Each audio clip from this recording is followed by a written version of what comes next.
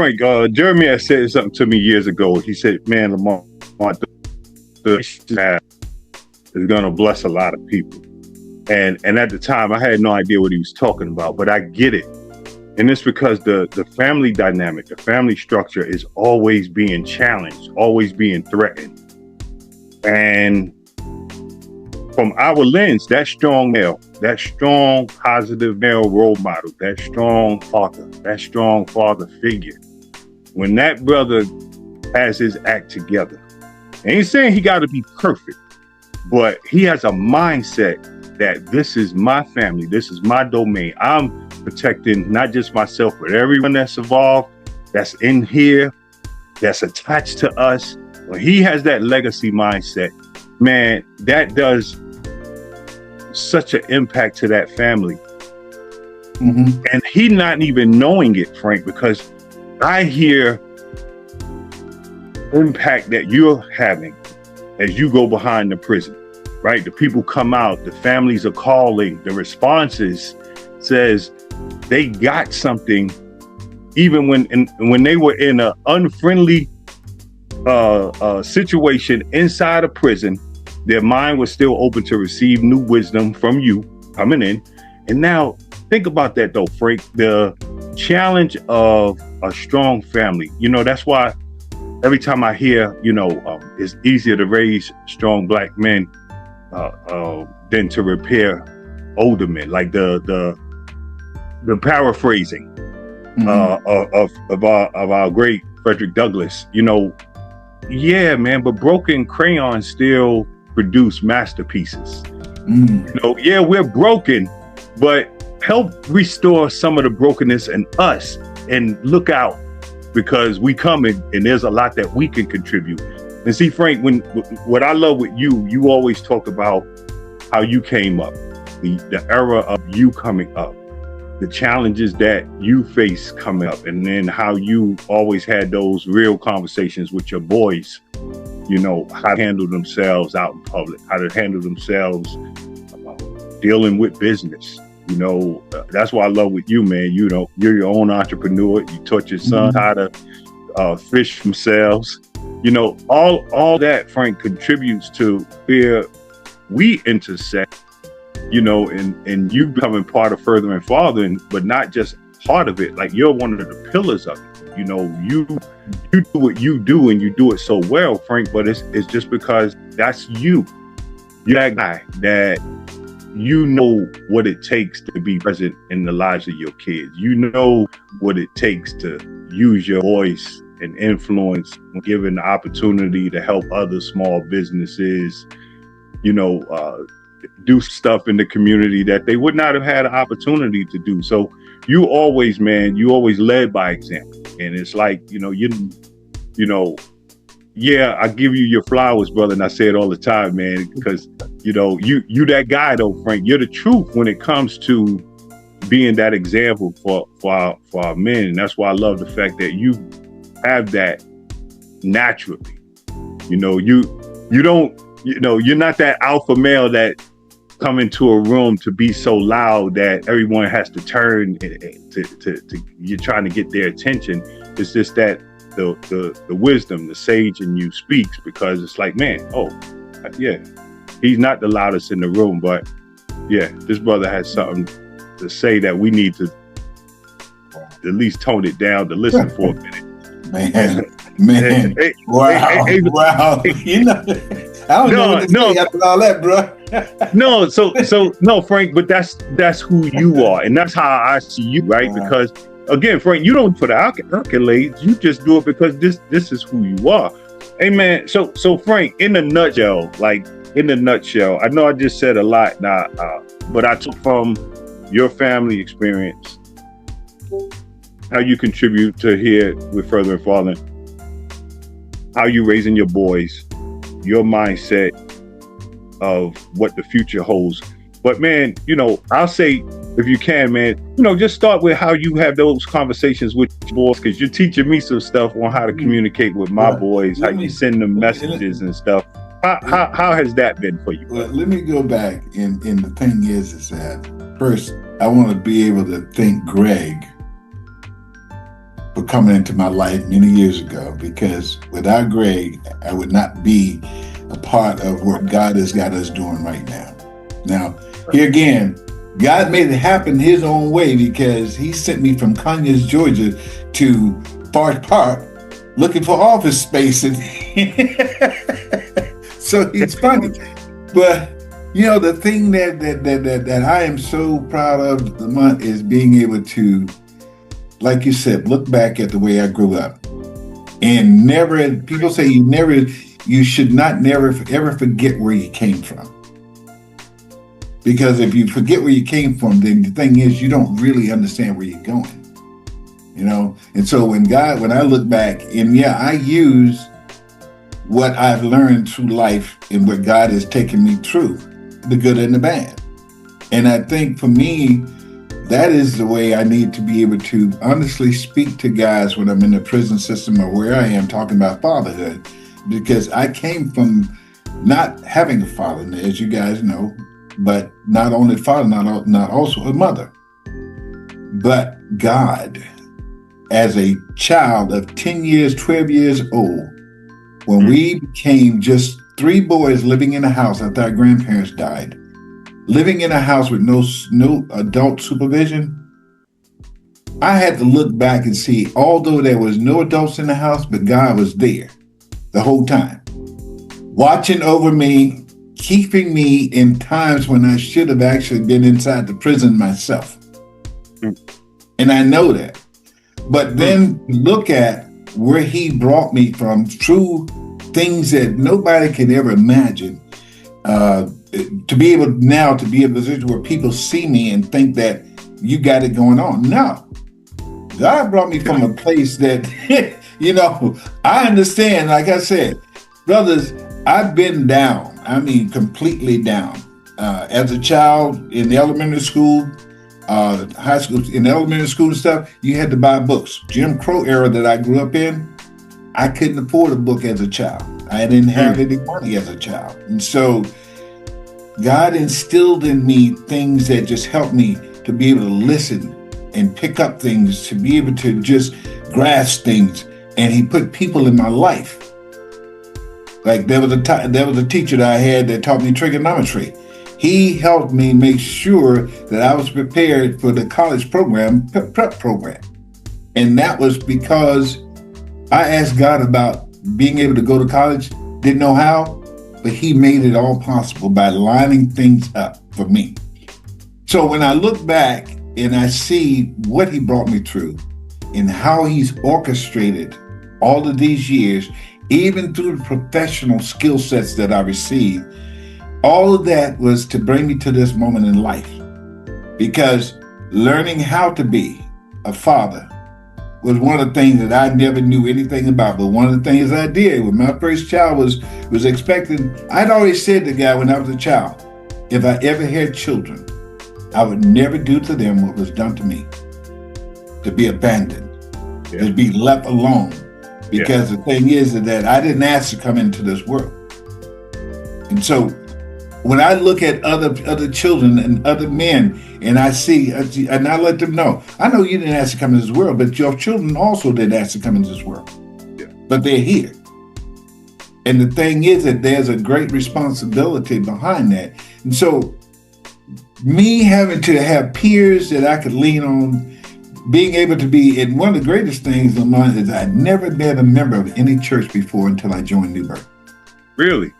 Yeah, I never been any kind of religion or any kind of church. A lady used to take me to church on Easters, and that was it, as a child.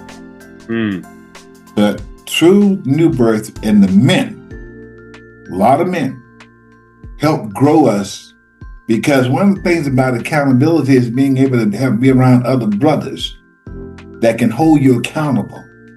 And so through that process, I was able to mature, because God put me in the right place, knowing that I said I wasn't going to treat my children the way that I was treated. So he gave me an opportunity to be around other men that had children, and my child was born, so I could learn things about myself and how to be able to be a father.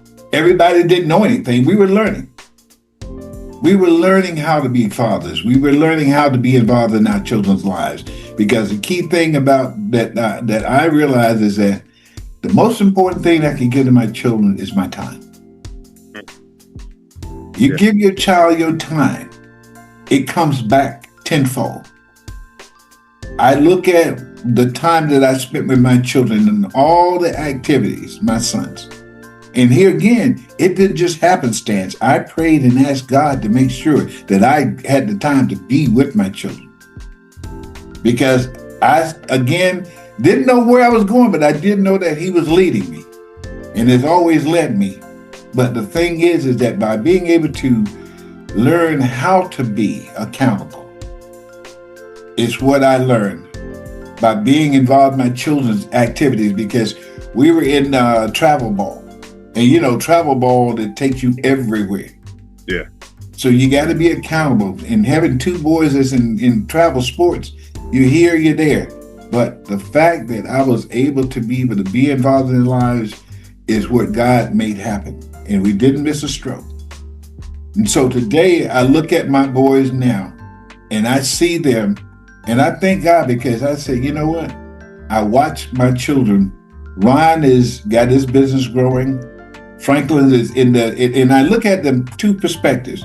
Ryan has my business savvy, and Frank has my mechanical savvy. Because when I look at them, I see those things, because here again, the pattern, the 7 P's about learning. I show you, you show, I show you, we do together, and then you show me, and then you show somebody else, and on. So I didn't even realize that those things were happening with my children.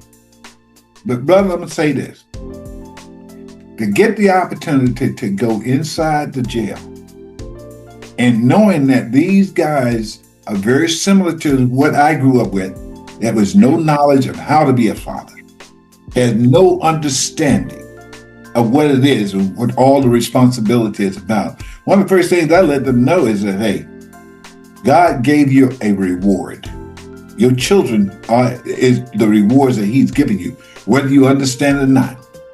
But the thing is that what we come in to do is give you some tools to help you become that great father that you can be.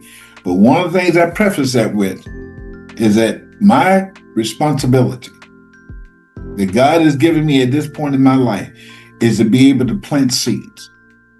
And so I want them to be able to, the conversations I have with men is that be able to have yourself ready to receive. Because the thing is that these seeds that I plant is what God wants you to have. And if you don't get them, if it falls on stony ground, then you're not going to produce.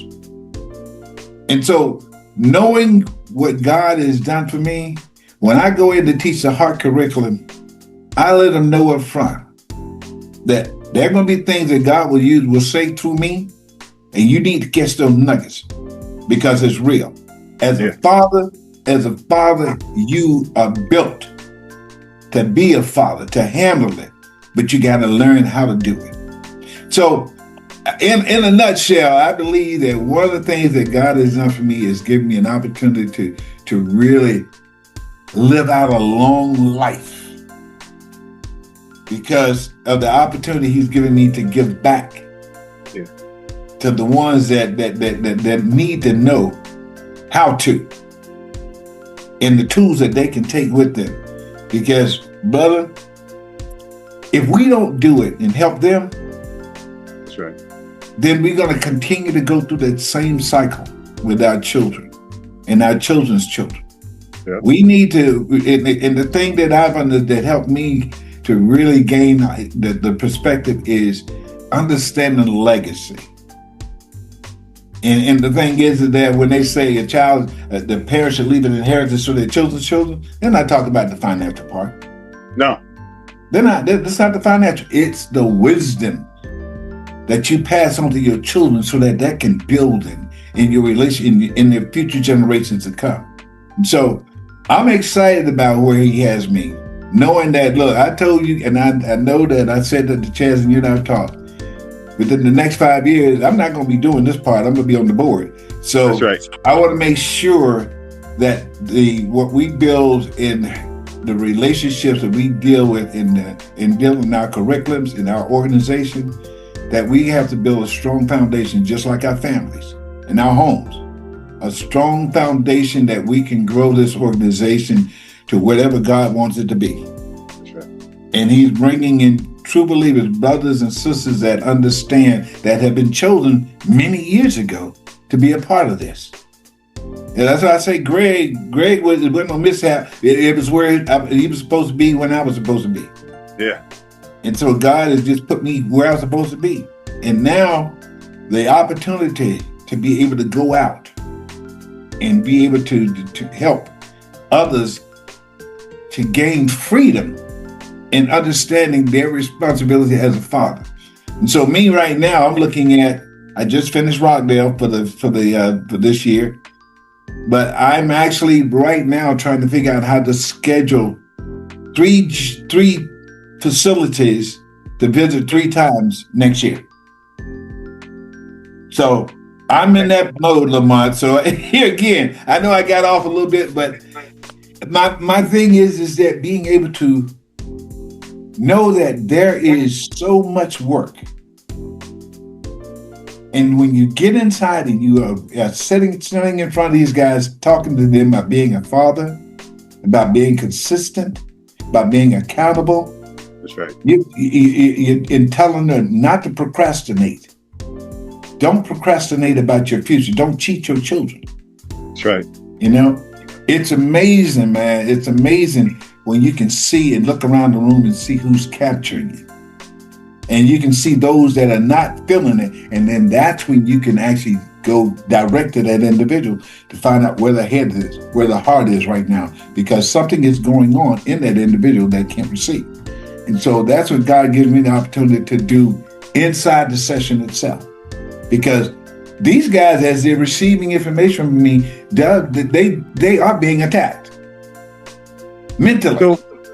So Frank, that's a good point. Let's dive into that. So, cool thing is, we go into Metro Reentry Facility, we go into Henry County Jail, we go into Rockdale County Jail. Right.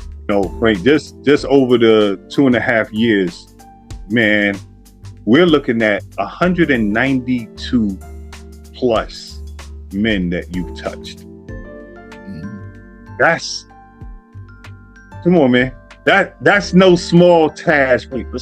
You know, gotta give you your props, man. I'm looking at the data dashboard and I'm thinking, man, this is amazing. In fact, Frank, there are probably a few additionals that are in this Rockdale that you're just closing out this year that we haven't added to that cohort because I was out of town for a few days. But I'm looking at the data, brother, and I'm thinking, man, this is amazing.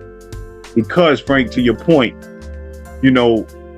and I remember going in with you initially, man. And I remember, Frank, this was so funny because I remember when we were in Rockdale, and I remember they had a power outage, man, and you and I, we was on lockdown. I think that was one of the most uncomfortable. Frank, that was one of the most uncomfortable times.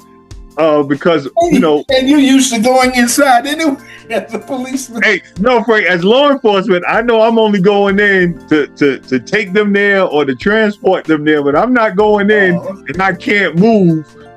I don't have the free will to leave when I raise my hand that it's time to go. But I remember, Frank, in those times, man, when we were in those rooms, and I remember looking around the room as you was up there facilitating. I remember, Frank, there was some on that JD seat. There was some locked in, dialed in, and then there were a lot. Yeah. Stiff. So to your point, like you said, look at the room, that there are some things going on as they're receiving this new information. And Frank, so, you mentioned the H.E.A.R.T curriculum, so to our listening audience, the H.E.A.R.T curriculum is a curriculum that Jeremy and I pulled together. It has 5 principles to it: honor, encouragement, accountability, reconciliation, and training. You didn't just pull that together. No. That's cheap.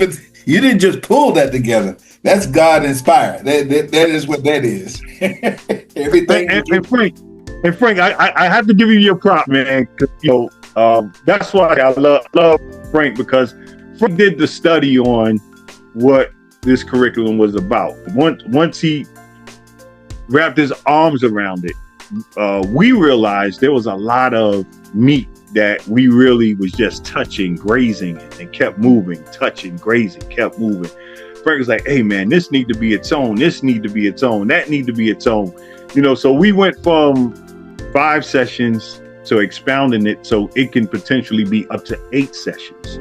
And what I love though, Frank, and this was the part that I wanted to ask you, because we intentionally had reconciliation down the line, and you're right, that's God inspired, because as me and Jeremy thought of it, we definitely would have fumbled that.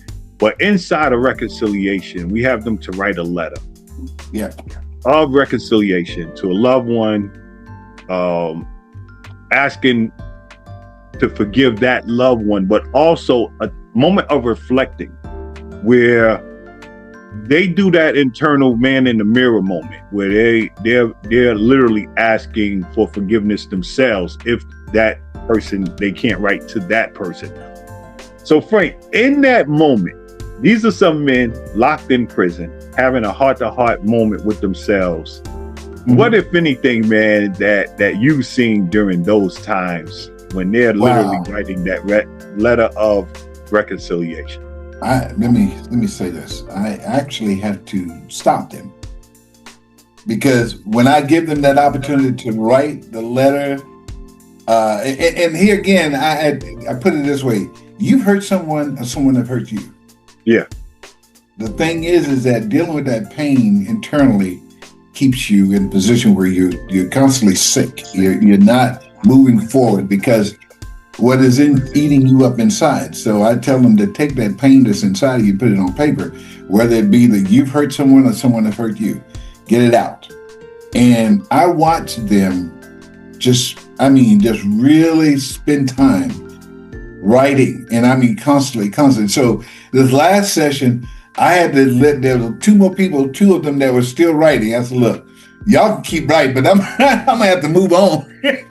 But in that, there were 3 of them that actually sent their letters to the loved ones of the individuals that they hurt, and asked for forgiveness and trying to reconcile.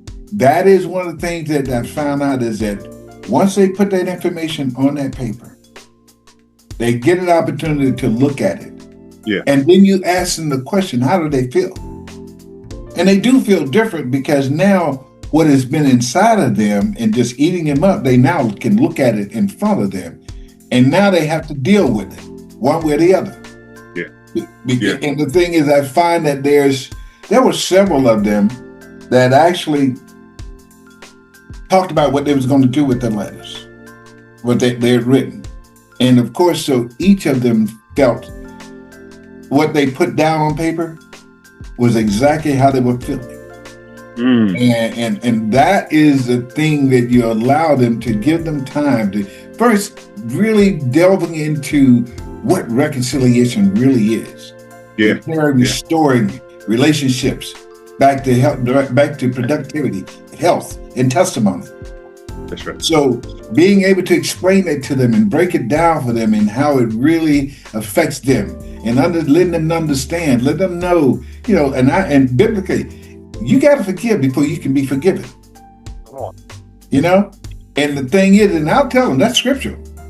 I'll let them know that's scripture. If you're asking God for things to do in your life, you got to make sure that you got your relationship with Him in it together, because that's the part that you got to understand about us. It's our heart. That's right. The heart is, and you're going to feel that pain. And so reconciling with the individuals, asking for forgiveness, even if that individual doesn't forgive you, you still ask for forgiveness. It's on them whether they receive it or not, but you've done what you're supposed to do. You've asked for it. And the thing is that watching these guys go through the process of taking the time to just write. When I look at them, I'm serious. I look around the room and not one of them is just sitting there twiddling their thumb. They're in deep thought about what has happened in their lives that has caused them to be able to sit back and look at the pain inside of them that they can now put it on paper. Yeah. Reconciliation, man, is a powerful, powerful tool in getting to the individuals. And at the end of this graduation, thing I asked them is what their takeaway was, and reconciliation was one of the biggest ones. Really? That's huge. Yep. That's huge. Now, Frank, I know in the curriculum, all of the modules are powerful. You love all of the modules, but you've expressed where accountability, the conversations around accountability, like stands out to you as a fave. Why? What is it about accountability that resonates with you more? Because the thing is that it talks about how the father is accountable, should be accountable to their children, right? Make sure that you spend the time with them. Because there's an area we talked about when it comes to compartmentalization. Yeah. And we can really, men cannot multitask, We can compartmentalize. But an easier way of being able to do things and teaching them how to compartmentalize. But in that compartmentalization, talking to them about where is it on this list that your children are important, your family. And the thing is that make it and getting to understand jobs come and go. That's right. I don't know. Jobs come and go. So the thing is that deciding on how you're going to be in your child's life is what's going to really make the difference in your future. You know? And I talked to them about make sure that when you're in your child, make sure you make effort to communicate with them all the time. Look at what their dreams are, what their favorites are, who are their children, who are their friends, rather. Yeah. Get to know them. And one of the things I tell the guys is that if you're going to show your children that you really care about them and you're talking to them about things, get a little piece of paper, a pen, a pad, and start writing things down. Watch your children. They'll look at you like, wait a minute, what you doing, Dad? But what you're doing is showing them that you care. And that's showing them that I'm going to be accountable because I want to know those things that you have in your mind, your memories, the dreams that you might have. I want to be able to talk about those things and see whether or not there's areas I can help you in your dreams. But the thing is that accountability and that reconciliation aspect of it, when you're talking about being able to talk to your children about their future. Yeah. Being able to see where is it that you can actually help them in the areas that they're gifted in. You know, that's why I love this, that aspect of our H.E.A.R.T curriculum, because it drums back and it makes me think back how I had to learn how to be accountable. Woo. You know, and the thing is that looking at, you know, here again, and this is something that I really, it's difficult when you're talking to the guys about it, but I say to them, I say, you know what? One of the things that I have to look at is that, I was self-employed. God blessed me in that way. But some of you might have to work for somebody else. Yeah. But here's one thing I say to you, jobs come and go. If you're in an organization that does not allow you to make sure that you spend time with your family or give you the opportunity to make up work, go say, for example, your child has got something they got to do. You got a play coming up and you've already said, Daddy, I want you there and I'm going to be there. Yeah. And then all of a sudden these people come up to you and say, I need you to work overtime. And you say to them, I got to go with my child. And they tell you, no, I need you here. Then you say, I'm in the wrong place. But the thing is that if they come to you 2 weeks before your child's function ends, and now you have time to talk to your child about it. That's right. So the decision-making process is different. But if you got a company that doesn't care about your family and the future of your children, your generations to come, you need to start looking for someplace else to go. And I've been very honest with them, because the most important thing is that your children will always be there. Your generations after generation after generation, your bloodline. But that job, come and go. I said, you can be on that job 50 years and the only thing they will give you is a watch. And say bye. If that. If that. If that. Yeah. No, Frank, you know, Frank, you've highlighted something that I started resonating with, because inside of accountability, we always talk about those 7 levels of accountability. But one thing though, Frank, is that you also, because we used to really glaze over this. We used to glaze over the 9 enemies of accountability. And I remember you saying, no, brother, we need to slow that down. We really need to take some time with that. We need to, and then Frank, it started resonating with me because there was a lot of verbiage. There was a lot of things that, as a man, I really didn't have the language to express what I was feeling. I had no understanding of what emotional intelligence was, of being present. Just recently, we're all trained in this trauma-informed attachment need curriculum with Connect. I had no idea what the attachment needs really meant, as far as taking a step back to keep the communication door open, because all behavior has meaning. So, brother, when we started looking closer at these 9 enemies of accountability, Frank, pride was that thing that resonated with me. And Frank, it's easy for me, to be honest, it's easy for me to have conversations with you, with Chaz, with Jeremy, with Ron, man to man. We're not talking no table. We're just talking men navigating life. What does that look like? You know what I mean? Like, what does that look like? So I know, Frank, we're blessed because we have a network of support. Yeah.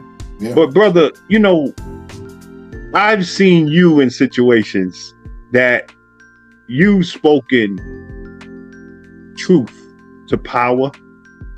You've spoken truth to men in barbershops, having those conversations where you had that older gentleman down there in Conyers take a step back, because they just slammed the doors. Well, it's my way or the highway. And you say, hey, brother, that's not fruitful for your children. No. Frank, speak about that pride, man, or other things that's in that enemy of accountability. You know what? Pride is definitely the first one, but the one I look at and I love it is inconsistency. Inconsistency, man, is that when you got, when you say to your child, I'm going to do thus and such, and you never consistent, your children then you say, well, when you say I'm going to be there, and then you don't show up, then the children get to that point where he never do what he said he's going to do. He never does what he's going to say. And the thing is that that's bad. Because it then opens up the area where you still start dealing with the child in a way where you're hiding stuff from them. And then the thing is that you really, your actions are not congruent with your thoughts. And so what they do is they call it cognitive dissonance. That's right. That's right. That's right. So it lines right in. You're right, Frank. It lines right in. Yeah, it does. And so it's this big blurred perspective, and we want our kids to emulate, model our behavior, but and social media is a big deterrent from that because everything is highlighted in the positive. But come on, brother, we got to be real and see, Frank. And speak to this, Frank, because this is something that annoys the crap out of me. So we as black men, we always talk about the black men supporting black men, but why are we so toxic to one another? And why are we so inconsistent and supportive of one another? It's what, let me tell you that, remember the lady is post-traumatic slave syndrome. Okay. And I say that because I have tried in my past history, tried to bring brothers together to grow their businesses. Yeah. And I saw opportunities during the 80s, 90s, where we could have come together and really grew a business that could actually be a part of the landscape of Atlanta, where the big buildings are. Herman Russell and other Moody was these are black contractors, right? And so I had the opportunity. I brought some brothers together and said, "Look, man, in the insurance industry there's opportunities. In the city there's opportunities." And I had meetings with I had met with the Maynard Jackson's son and talked to him about how to structure an insurance policy that I could bring all the other businesses under an umbrella to protect them and then grow a business. And he kind of gave me an idea how to do this thing. So I had all the different trades. I met with them at a building that we was going to be working on, and I brought them in as subs. And I tried to talk to them about the future, coming together, being able to do large contracts together, and how I would lay it out that we could all profit and be even take care of our families and grow individually. These guys looked at it as, I ain't gonna be putting my money, I ain't gonna be getting that, I'm gonna be losing money. What they couldn't see is the big picture. The big picture is that just like the Hispanics, just like the Asians, just like the Jews, they come together. They help each other. And the thing is that I can get them to understand that this is what we needed to do. And so I look at it now, and there's still some of them that actually I was trying to help them out, come together with. They're either not operating or they're still working, where instead of them managing, they're still working the business. Even at that age, they're still out there trying to cut and measure and hammer. But that is the part of pride that our black men have got. They got this saying is that I don't need you, I got it, I already know it. And the thing is that's what's standing in our way. Okay. It stands in our way of being able to be the best that we can be. Is that we don't want to, in some cases, we don't want to accept truths from a brother. We already know it. I ain't gonna let them tell me that. I already know it. And that's because they think. You know, here again, I tell young men, I tell these fathers, I say, we got to look back. And one of the things about it, ask ourselves, are we leaders or we're followers? And the thing is a leader, you're going to have people always migrating toward a leader, because that leader evidently got something that they need and want that can help them grow. Either it's going to be negative or it's going to be positive. But the thing is, a good leader is going to show what pride is all about. Open up so that you can really be able to grow the other people, that they can grow. But brother, one of the things I do know is that as a father, we got to put pride aside. Right. We got to put pride aside. We got to make sure that we are with our children, that we don't let what we do now to cover up our needs hamper our future. Because our legacy, whether you know it or whether they think about, people think about it, and a lot of times I find that guys don't really think about your bloodline, your children's children.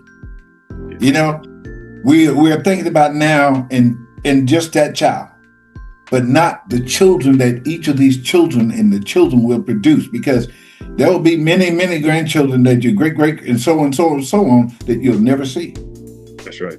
You know, so my thing is, we have to be aware of what is causing us not to do what we've been called to do. You know, and you can put pride along with procrastination. Too. Because they come together, man, because we look at, and here's another thing that I've realized in talking to these guys about these areas of their life and planning. Yeah. We have to plan. As a father, as a leader, we have to plan. And the scripture says, write the plan, make it plain so that others can run with it. That's right. And you got to do that for yourself, for your family. You got to make a plan that's long-term. And to start out, what you going to do when you get out of jail, your first week? What are you going to do for the first 9 days? Are you going to think you're going to sit around and somebody going to ask you, well, what you going to do? No, you already should have something together. This is what I'm going to do. That's right. You know, That's right. Moving forward. And that is where we got to be, man, is that we got to get these guys to start planning and make a plan that they can actually make sure that their children write it. Don't have it just in your head. Write it out so that not only you can see it, but your spouse or significant other can see it, because that is the responsibility you have so that she can help you and incubate that plan. That's right. And grow. You know? That's right. So that's right. Anyway. No, Frank, that's good. That's good. And I know, brother,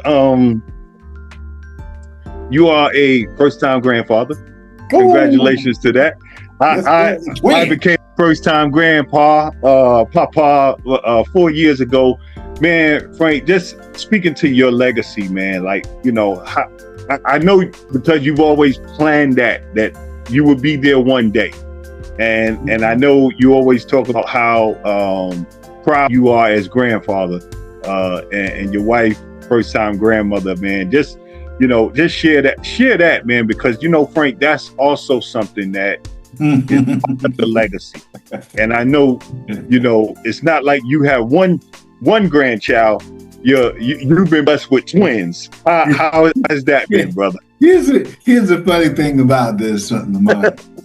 So the conversation I've always heard with my boys, all right, is get married first, then have children. Mm-hmm. And I've been praying about this, and Lord, I want some children. I want some grandchildren. And I'm serious. I've been having conversations with God about having grandchildren.